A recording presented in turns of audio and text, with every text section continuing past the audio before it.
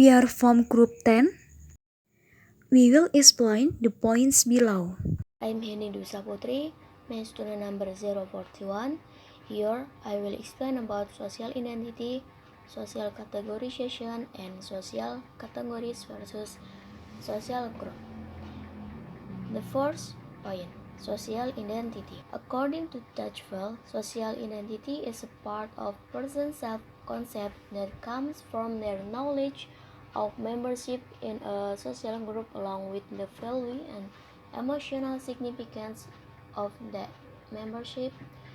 Social identity relates to involvement, caring, and also a sense of pride from membership in a particular group. Social identity is a part of an individual's self-concept that comes from his knowledge while in a certain social group accompanied by internalization of value, emotion, participation, care, and pride as a member of the group. Jadi, menurut Tajvel, identitas sosial adalah bagian dari konsep diri seseorang yang berasal dari pengetahuan mereka tentang keanggotaan dalam suatu kelompok sosial, bersamaan dengan signifikansi nilai dan emosional dari keanggotaan tersebut. Identitas sosial berkaitan dengan keterlibatan rasa peduli dan juga rasa bangga dari keanggotaan dalam suatu kelompok tertentu. Jadi, identitas sosial ini merupakan bagian dari konsep diri individu yang berasal dari pengetahuannya selama berada dalam kelompok sosial tertentu dengan disertai internalisasi, nilai-nilai emosi, partisipasi, rasa peduli, dan bangga sebagai anggota kelompok tersebut.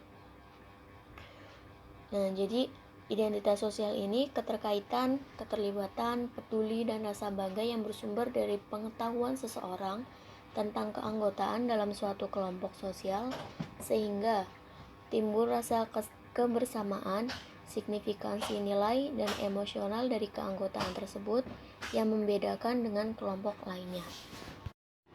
The function of social identity characteristic is to help find identity and higher self-confidence efficiently and effectively.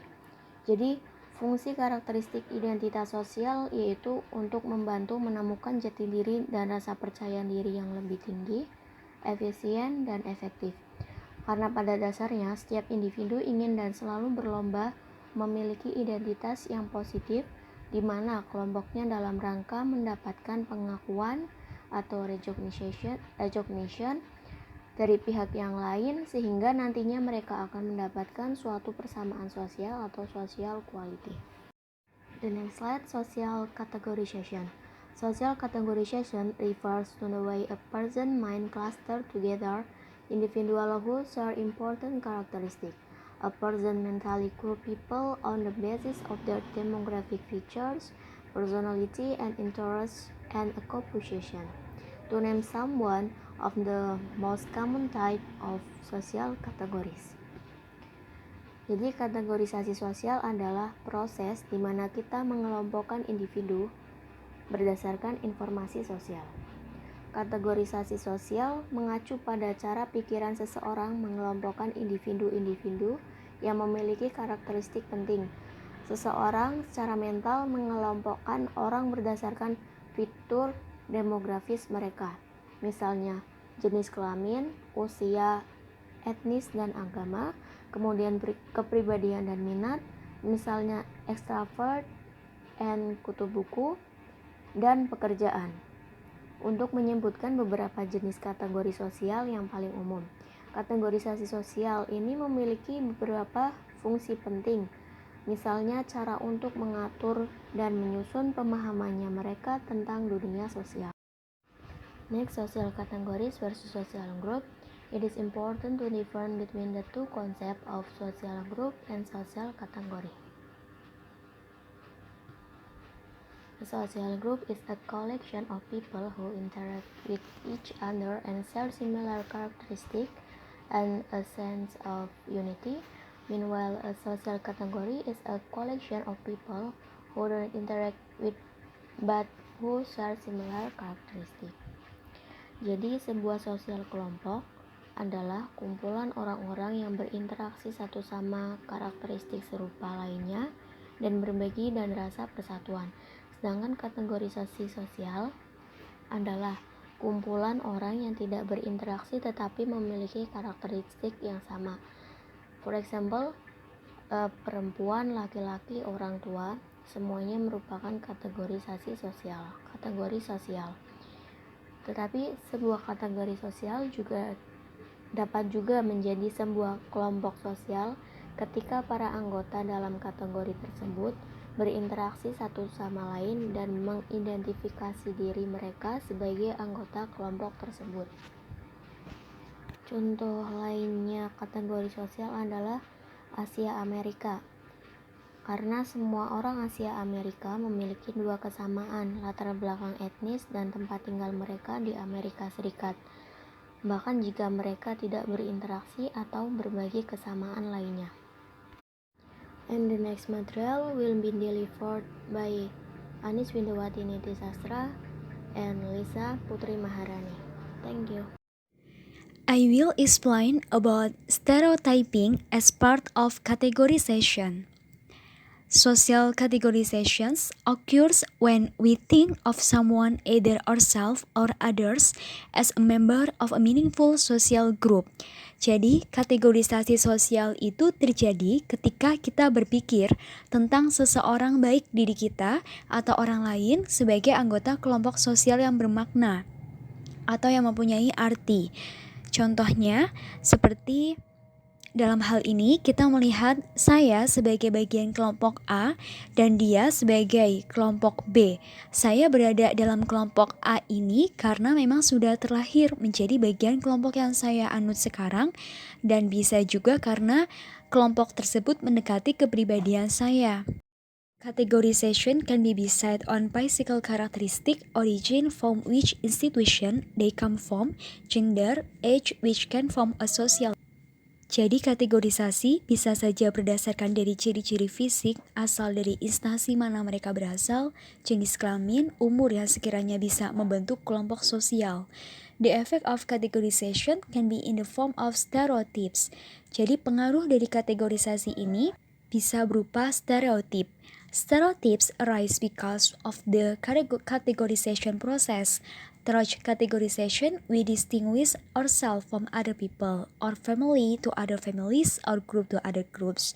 Jadi, stereotip itu muncul karena proses kategorisasi.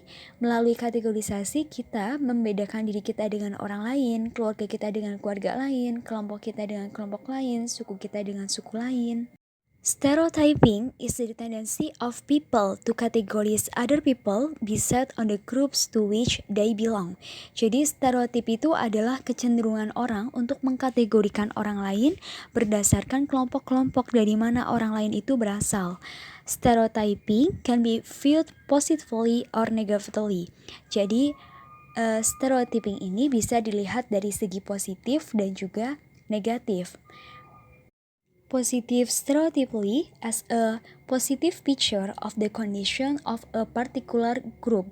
Jadi stereotyping positif itu merupakan gambaran yang bersifat positif terhadap kondisi suatu kelompok tertentu. This stereotype can help the occurrence of cross-cultural communication so as to facilitate interaction between people from different backgrounds in an environment together. Jadi stereotip ini dapat membantu terjadinya komunikasi lintas budaya sehingga dapat memudahkan terjadinya interaksi antar orang yang berbeda latar belakang pada sebuah lingkungan secara bersama-sama. For example, orang Sunda menstereotipkan orang Jawa itu sebagai pribadi yang ramah. Begitu pula orang Sunda sebagai pribadi yang toleran. Dari hal tersebut merupakan stereotip positif yang akan membawa dampak kehidupan harmonis dan saling menghargai perbedaan masing-masing. Next, stereotip negatif. Negative stereotypes are negative imposed image that are on a certain group that has difference that cannot be accepted by other groups. Jadi stereotip negatif itu gambaran yang bersifat negatif yang dibebankan kepada suatu kelompok tertentu yang memiliki perbedaan yang tidak bisa diterima oleh kelompok lain. For example, Suku Minang atau Padang, stereotip positifnya adalah pekerja keras dan pedagang. Tetapi stereotip negatifnya adalah keras kepala dan egois. Oleh karena adanya stereotip tersebut, akhirnya ketika kita bertemu dengan orang Padang, muncullah prasangka sehingga perilaku kita pun menyesuaikan dengan stereotip tersebut. Padahal belum tentu orang Minang atau Padang yang kita temui itu adalah orang yang keras kepala, egois, dan pekerja keras. My name is Lisa Putri Maharani. I will explain the topic about communicating identity in intercultural encounters atau mengkomunikasikan identitas dalam pertemuan antar budaya. Context, it suddenly becomes a characteristic of someone on being German. Many identity categories are interwoven in their cultural typification. Maksudnya, skenario antar budaya memiliki berbagai efek pada komunikasi identitas. Okay, next. A. Formations of us and them by national identity categorization. Cooley and Hansen 2002 examine the display. Hansen meneliti tampilan dan penguasaan kategori identitas nasional dalam interaksi kelas di Belanda. Maroko adalah kategorisasi keanggotaan guru yang ditentang oleh siswa. Guru mengambil posisi sebagai aktor yang berpengetahuan luas dalam diskusi topik dari pengalaman sehari-hari siswanya.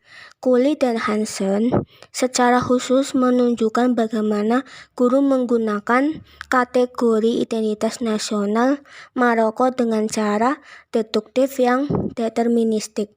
Sebagai tanggapan, mahasiswa Maroko tidak begitu menentang kategori identitas nasional seperti itu, tetapi maknanya dalam hal kegiatan. Okay, next. For B. A. Formations of us and them by national identity categorization. Cooley and Hansen 2002 examine the display and use of national identity categories in classroom interaction in the Netherlands. Moroccan is the teacher's membership categorization with verbal formation of us and them. One woman's headcurve as boundary marker. In this section, with the symbolic discourse about the headcurve worn by Muslim women and their potential to arouse controversy. Clothing is one of the cultural scenes that have an effect at first glance and convey meaning in variety of ways. Jadi proses globalisasi memunculkan atau menimbulkan strategi-strategi tertentu untuk membangun dan mengelola identitas nasional, regional, lokal atau non-teritorial seseorang, bahwa identitas membentuk dirinya sendiri dalam hubungan daripada hanya menjadi karakteristik individu. Di era globalisasi ini, kita harus ingat bahwa konstruksi identitas tidak lagi terikat pada lokalitas. Inti dari globalisasi adalah intensifikasi hubungan sosial. Next, case analysis. Perbedaan budaya kerjasama antara orang Jepang yang tidak mengenal waktu cenderung baik-baik saja jika bekerja di luar jam kerja yang ada.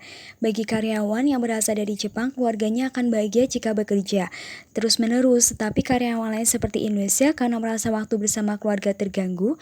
Namun, ini adalah salah satu tanggung jawab pekerja mereka. Karyawan asal Indonesia merasa tidak berhak untuk protes. Akibat dari perbedaan nilai kekeluargaan adalah konflik dalam keluarga karena orang Indonesia berkumpul dalam keluarga dan hari libur bagi karyawan asal Indonesia adalah hari keluarga, tetapi karyawan dari Jepang tidak mengetahui hal tersebut. Kita bisa lihat semua orang barat itu sama karena ciri fisiknya, semua kelihatan sama kulit putihnya dan lebih tinggi dari orang Indonesia. Namun, ras barat ternyata memiliki tipe yang berbeda dilihat dari letak geografis, bentuk wajah, bahasa, aksen, hingga budaya. Ketika orang Amerika dan Rusia berbicara satu sama lain, perbedaan signifikan dapat dilihat, mulai dari aksen dan gaya bicara.